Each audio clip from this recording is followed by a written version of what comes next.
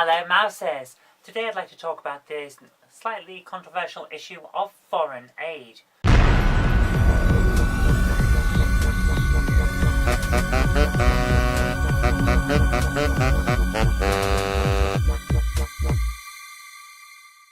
I put up this statement on Facebook a few days ago. It should be unconstitutional to use our tax money to help other countries when we have homeless and hungry people in our own country. Now, I'd have thought that was pretty straightforward and pretty simple.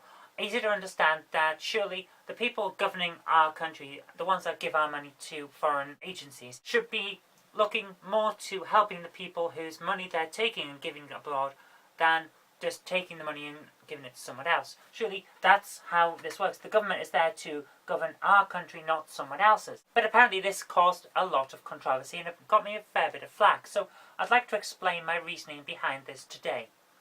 First of all, in the UK, the Department for International Development is the one that's responsible for handing out foreign aid. It has been given a target of giving 0.7% of our gross domestic product to foreign countries in the form of aid. But the form that this aid takes is actually going to be quite surprising to a lot of people. It's not things like hurricane relief or famine relief. That's part of aid, but it's a small part. The majority goes toward development aid, which is supposed to bring nations out of poverty. Does this work? No. We've had 60 years of development aid. It worked in Germany. That's about the only evidence that we've got that it worked. After the Second World War, we helped rebuild Germany, so did a lot of other countries, in the hope that helping to rebuild the country would stop what happened after World War I. By redeveloping the country after the Second World War, we ensured that it wasn't any worse off than everyone around it, so there wasn't that kind of problem. There wasn't the catalyst to cause further troubles. But that's about the only time that development aid has worked. But we've continued it for 60 years in the hope that it'll work elsewhere. So, what have we got to show for it? Well, not an awful lot, really. I mean, we could point to places like Taiwan and South Korea and say, yes, they're examples of developed nations, but foreign aid didn't help develop those nations. Industry did that. Economic change did that. It's one of those things. We can't say the money we gave to them helped them build up to being economic powerhouses, because it didn't. So what's the point? Why continue giving aid where it doesn't seem to do anything? I'll admit to giving aid to hurricane relief and famine relief, that's a very good thing. I like the idea of saying, look, we can help because of this disaster. But going to countries like India and Burma, we were giving money to Burma until last year. Why? They're not exactly the nicest of places. And other corrupt states as well. We give money to all kinds of people.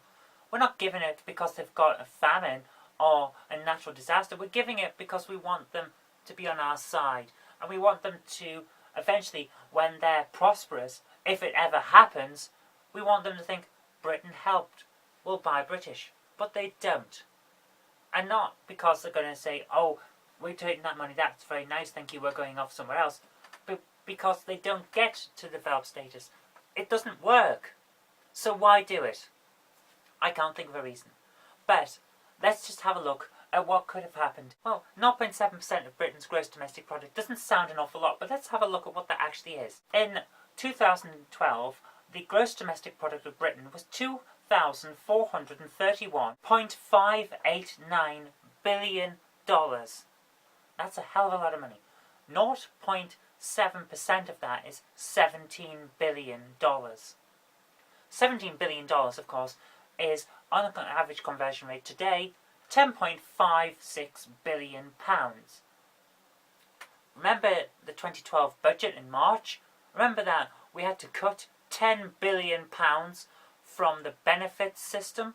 You know, things like sickness benefit and helping the disabled and keeping people off the streets while they're looking for work. Remember that? Remember how we had to cut £10 billion? There it is. That £10 billion, 0.7% of our GDP. The same 0.7% of the GDP that has been ring-fenced for the Department for International Development to give away to other countries. A department that the House of Commons' own accounts committee says is not doing things properly, can't even monitor how much of it is wasted, how much of it is stolen, how much of it is just totally mismanaged and thrown away. They're ring fencing the same amount that we had to cut from supporting people who are terminally ill, people who have lost their jobs and may lose their house and their entire lives because we had to cut back. That's why I say we have to look after the people that are here, because we've always said we will look after you, we will help support you. And now we're saying no, we can't, because we have to support those people over there instead. And that's why I said that. But if people want to go on instead and attack me for saying that we shouldn't give aid at all, then by all means misinterpret what I said, because I didn't say that. What I'm saying is there's no evidence that development aid works, so let's not do development aid. But where famine relief is required, where natural disaster relief is required, yes, we should help. Because there is evidence that that helps. Because there is evidence that that gets people back on a firm footing quicker. Where there's evidence for aid, let's do aid. Just like where there's evidence that benefits work here for the terminally ill, the disabled, people who've lost their jobs and are now looking for another one but need to be able to pay the bills in the meantime. That's got a definite track record of success. So let's do that.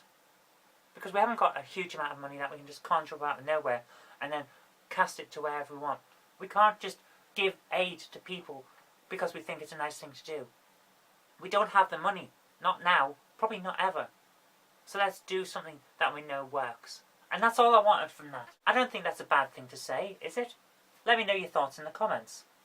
But anyway, that's all I've got time for today. So if you did like this, remember to click the like button, share it with your friends so that they can see what's been going on as well, and subscribe for future videos. But until next time, I've been Kirk-Robinson, you've been watching the Knob Mouse channel, and I'll see you tomorrow.